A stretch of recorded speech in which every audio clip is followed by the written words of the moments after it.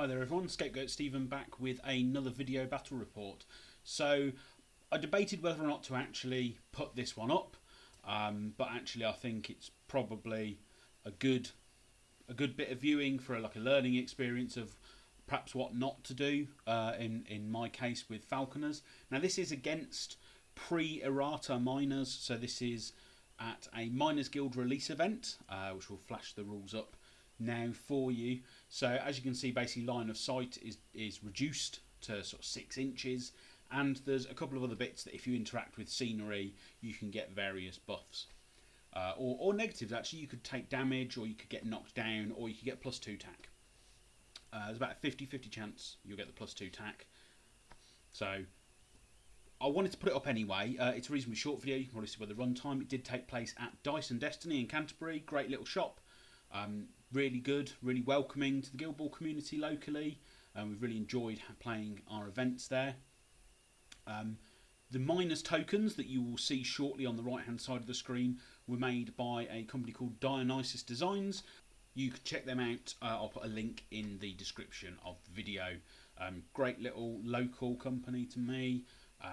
You know, pretty good on cost, very decent tokens. I might even do a little bit of a review video at some point down the line just to show you the quality of some of the products they have. I currently have their brewers, their miners, their cooks, their blacksmiths. So I've got quite a few of them now. Like I said, the price point is really good, and they're all up to date with the current rules, and especially after the errata and the new captains as well.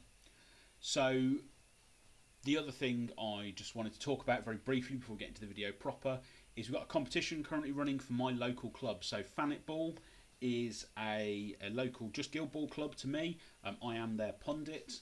We run weekly, and we run sort of events, and we sort of go to sort of some other local events as well. We're not like super competitive, and I think due to time constraints of sort of a lot of us have family, so we haven't been able to really get to some of the bigger sort of events, although several of us did go to SteamCon last year. So what we're doing at the moment is we're running a competition because we're looking for a logo. Our logo was put together by someone as a favour to us. It wasn't finished, it was just very roughly put together for us, and we were really thankful for that. But now we're looking for something else, something a bit more flair, a bit more professionalism that we're looking for, that can go on shirts, dice, you know, branded steppers, all that jazz. So obviously you can see the information up at the moment. The competition is running until the 17th of May, and then myself and the committee for Fanit Ball will look at the entries, and we'll make a decision on who wins.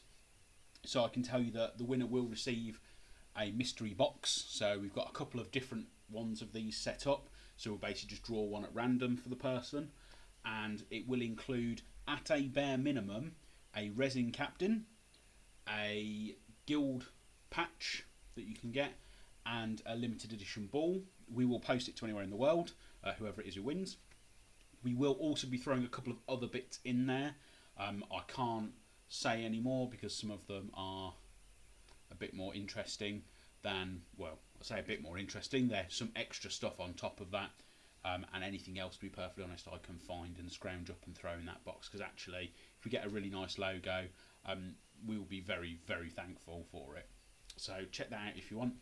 Right, so we'll jump straight into the video battle report. So as I said, it's Falconers versus Miners. So Miners have got the kick-off.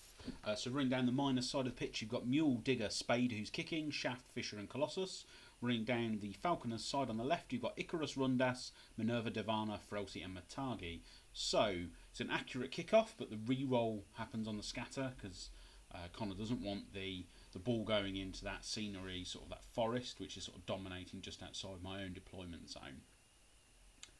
So as I said earlier, it's a very short video, and you'll see why, as to how quickly Miners activate and get through sort of how their game runs. This, again, as I said, is pre sort of hot fix, hot errata, whatever you want to call it, Miners. So bear that in mind. Some of those rules might not be 100% up to date. So we start with Minerva on my side. She's going to sprint and sort of end near that ground over on the far side of the pitch. And then she will put out a Harrier and she will pass to Icarus, which is successful. So then my opponent will sort of spend a little bit of time planning out the spade activation. He believes he can get a goal here. I probably should point out this is probably about his 9th game with Miners, as it was at the time. This is my 2nd game with Falconers, although I played against them a couple of times. So I sort of have a vague idea as to how both teams work. Although I think it's the first time I played against Miners, having only really read their cards before. And I'm sure, as most people will attest, cards doesn't necessarily, it's not as good as getting the actual experience as to playing against them.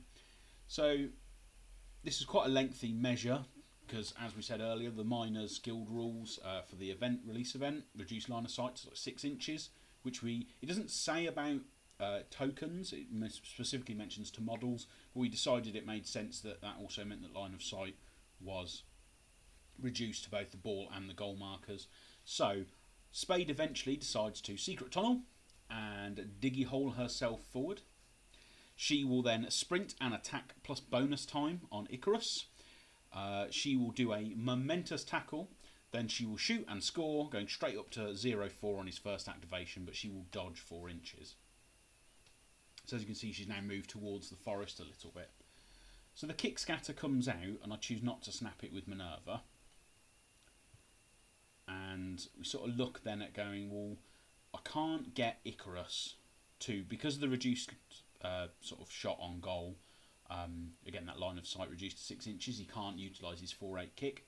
So actually I need to get him dodged slightly further up the pitch first. So in the end I decide to go with Rundas and sort of check out, can he Shadow-like and then pick up the ball via his Shadow-like, which it turns out he can. So that's the move I choose to make. He picks the ball up with Shadow-like. He's then about a 1/4 of an inch away from Icarus, so he decides to do a pass and it's tap-in pass, so it is successful, despite that 1 you can see right there. And I dodge Icarus forward 4 inches just to make sure he's then going to be in range to take the goal. And then just jog over with Rundas into Spade, hit her. Unfortunately, don't roll particularly well, so it just ends up with a momentous 1. But again, it's a point of momentum, bit of damage, and a gang up for later. So my opponent again spends a little bit of time measuring out. So this is, I suppose, one of the problems with Miners. You do tend, unless, especially if you're newer to them, you spend ages sort of playing out what you're doing with your turns. Which I imagine if we were on clock, again, this was a release event, so we weren't using a clock. But if you're not, once you're used to them, I imagine you get it down pretty quickly. So in the end, he decides to obviously move forward with Secret Tunnel. He then does a character play, his cost 2 Sinkhole to drag Colossus forward. Colossus hits the scenery and therefore ends up with +2 tack because he rolls a 4, 5 or 6 on the roll for that. And then Fisher just sprints forward a few more inches just to get further up the board. So in the end I decided I've got to get some points on the board. So I sent Icarus in for the goal run. Probably a mistake, I will admit that. I used my character play to jog through the Harrier, which is taking flight, and then sprint and shoot and score the goal. And then I dodge back 4, so I'm engaging Colossus, partially so I can just get something on him if he tries to move. Again, probably not the best choice. It's currently 4-4. So ball scatter goes out and it stops in a reasonably safe place actually for Shaft. And now my opponent's trying to figure out actually, is he in snapshot range with Spade? And actually again, because of the reduced down to 6 inches, he isn't. So he would need to have a way of moving Spade, which he has. So he secret tunnels forward. He then sprints, snapping the ball as he starts within the inch of the ball. He's going to sprint forward. He will then legendary, which will obviously push Spade forward into snapshot range. He does have no momentum though, it should be noted at this stage. And he hits Colossus and Fisher and obviously himself with the legendary. So he moves Spade forward so that Spade is within tap-in range herself for the snapshot. He pushes himself forward so he can engage Rundas and then throws Colossus forward a little bit to engage Rundas as well, while Fisher just readjusts slightly backwards. So he will then attack Rundas. He'll do a momentous 2 damage push, and that will be reduced to 1 damage because of Tough Hide. So then he'll do a momentous tackle push. Now it should be noted that result has changed, as has maybe the 2 damage push. I can't remember where the damage was now on his playbook, because those did change in the errata. He then passes to Spade, takes the snapshot and bonus times it and scores a screamer. So he's up to 4-8. So I am and are about who do I activate next. In the end, I decide with Divana, and I sort of jog around Spade just so I can punch her a bit more, thinking, oh, I need to get the snapshot turret out of the way so he can't do it again. So I move the Harrier, so the Harrier is touching both Spade and Shaft, although I don't need to use it just due to the sheer amount of damage I'm pumping out. So I've also got Frelsey engaging, so obviously I've got assist there. So I start buying attacks. I get a momentous 4, a momentous 5, and a momentous 3 to take out Spade. So it ends up 6-8 at the end of Divana's activation. So that's obviously 4 activations for me, 3 activations for the Miners so far. And Colossus will activate. Oh, I did Legendary as well, sorry, with my Captain. So all of those Miners that came forward have taken 3 damage and snared. So now my opponent sort of looks at, can he actually get the goal with Colossus? Now, I forgot how fast Colossus is on his little spider legs. And it turns out, actually, he is in range. If he sprints, but he has to shake snared, he can get close enough to take a shot on goal himself. Now, he had 2 momentum, so obviously he clears snared with one of those. He debates whether or not does he exit Rundus's threat. The problem is the one thing that Colossus isn't immune to is knockdown, so he elects to stay engaged by Rundas, so he's got plenty of movement. He gets himself to there and takes a shot on goal. Now, so yeah, that game, first game against Miners, ended 12-6. 4 activations from the Miners, 4 activations from the Falconers. Now, I can't fully put that down to the Miners themselves. Obviously, I made some tactical blunders. Again, like I said, only my third game at this stage with Falconers. I quite like new Falconers after they've been sort of looked at and tweaked a little bit in the sort of 4.1 errata. They still are the sort of big wind up, as it were. So like you set up Divana and then Divana deletes multiple people in a turn. Now I didn't do that. To be perfectly honest, didn't set any of that up very well. Mostly because I was in panic mode. I shouldn't probably have taken the goal with Icarus. I'm happy to say that. I do have another game from this event, actually from the first round against Mike Pollard, actually playing his Butchers. So I'll get that get that edited and up soon. I just want to get this one done and dusted because it's actually quite a short video, as you can see. I think when it comes to Miners, so I've played against Miners a couple of times since this event, and I've had varying degrees of success against them. I think for me personally, I didn't come across a lot of the weird interactions that were addressed with the errata. Again, probably because I didn't play as many games into them, perhaps as other people did. I've never fallen afoul of Mule throwing me off the pitch, for instance. I quite like what they did with Digger, with just the reduction in his range. For me personally, it's the problem model I guess I've faced is Spade, and Spade took no changes in the errata, and it's oddly enough it's not Spade in Miners. I quite like Miners now. I think they've been toned to a more reasonable level.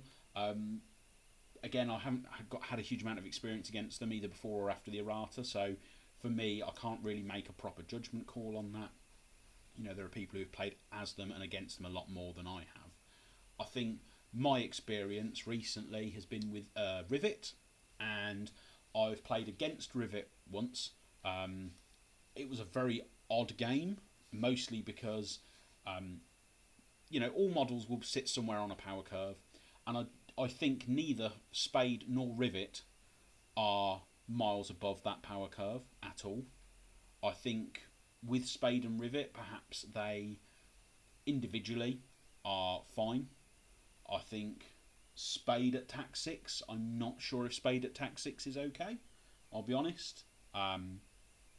Not when you've got other similar I'll use the Mason's interaction for instance as a way of giving Harmony tack 6, but she's got a 6 long playbook. Maybe again that's a bad example. You know, she's a very early season 4, probably post season 3 character really, if you look at her traits and her stat line. Same for Honor really, I guess, especially now we've got Corbelli. So for me, I'll be interested to see where Rivet goes in sort of the upcoming sort of next few months. I'll be interested to see where Spade in relation to Rivet goes, because it's not just Spade, let's be fair. You know, the sort of team that you build around Rivet is very good.